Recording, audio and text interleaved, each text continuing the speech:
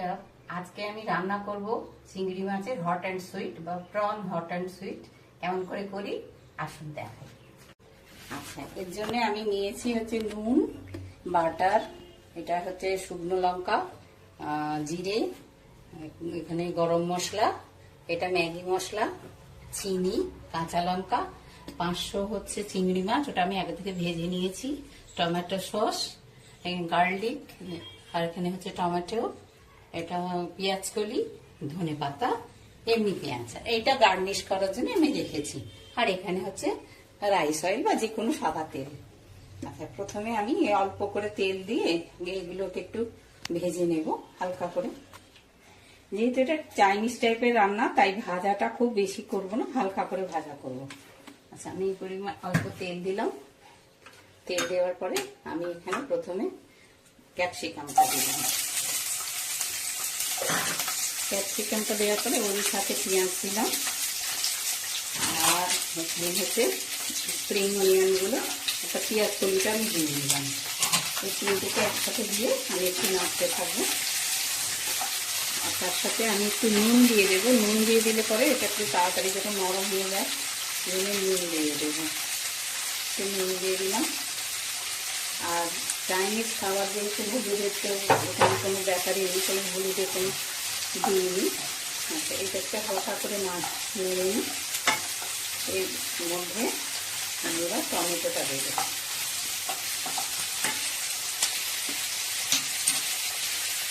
এই কুচানো টমেটোগুলো আমি এর মধ্যে দিয়ে দিলাম।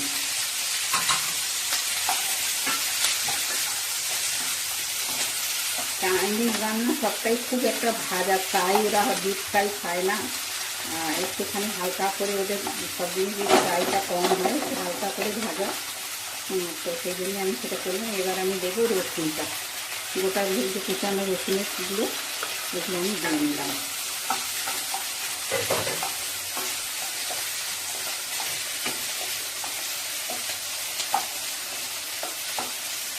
তার মধ্যে আমি এবার কাঁচা লঙ্কার টুকরোগুলো দেবো।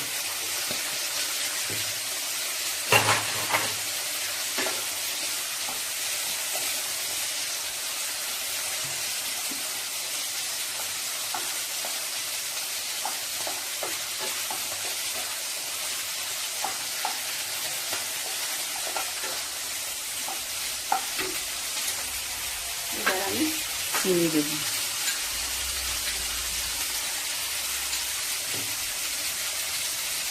যেহেতু সুইট বলেছি, সুতরাং একটুখানি মিষ্টির মাত্রা বেশি থাকবে। চাইনিজের একটু মিষ্টি তো টক মিষ্টি হলে সেটা একটু অন্যরকমের হয়, তাই একটুখানি আমি এখানে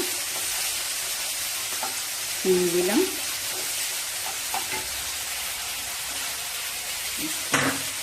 এবার এই ম্যাগির যে মশলাটা, এটা দিয়ে দিলাম।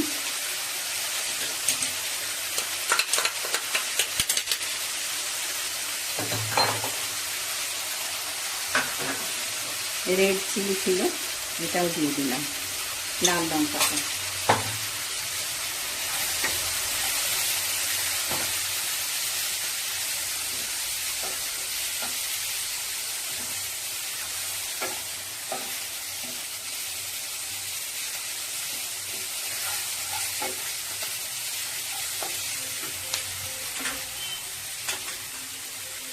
এবার জিরে গুঁড়োটা দিলাম, আর অল্প একটু গরম মশলার গুঁড়োটাও দিয়ে দিলাম।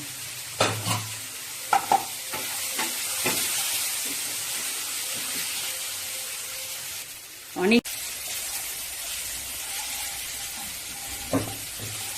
অল্প আর একটু তেল দিলাম।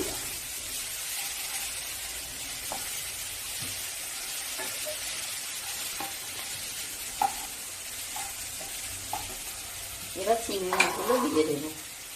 চিংড়ি মাছগুলো আগে আমার একটু হালকা করে ভাজা ছিল, চিংড়ি মাছগুলো দিয়ে দিলাম।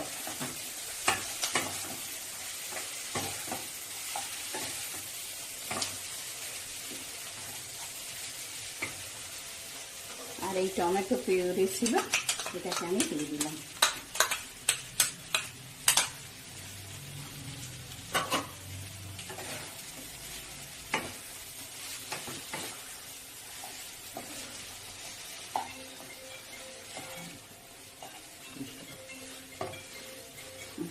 এটার মধ্যে অল্প একটু এটার মধ্যে অল্প একটু জল দেব, খুব অল্প একটু জল দিলাম। আচ্ছা, যাতে এতে একটুখানি ফুটে যায়, আর তার জন্য আমি একটু একটা লিড দিয়ে ঢাকা দিলাম অল্প 1 সেকেন্ডের জন্য।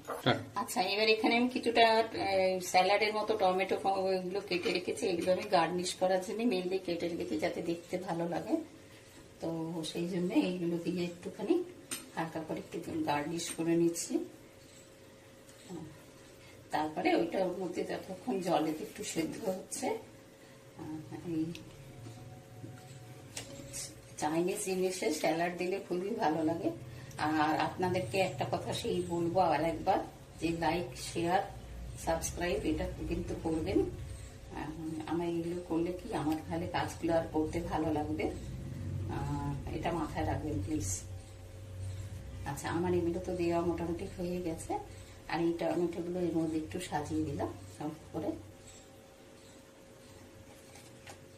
শসা একটু অল্প করে এখানটায় দিচ্ছি। এবার এটা হয়ে গেছে। এবার এটাকে মধ্যে আমি এবার ধনে পাতাটা দেবো আর বাটারটা দেবো।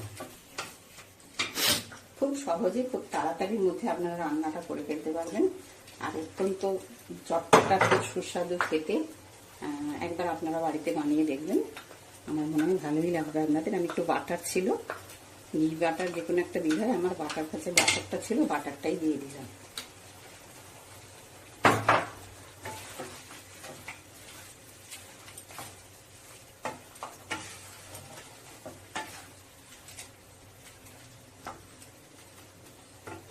আমার রান্নাটা কমপ্লিট হয়ে গেছে।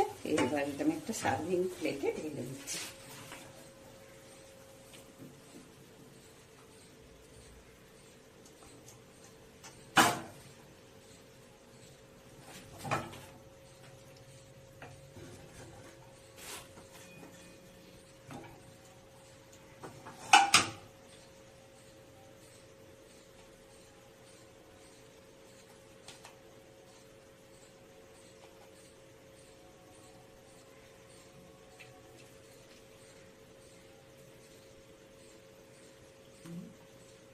আচ্ছা, এটা দিয়ে আমি একটু গার্নিশ করলাম। আজকের মতো আমি আমার এখানে ভিডিওটা শেষ করে দিলাম। ভালো থাকবে, নমস্কার।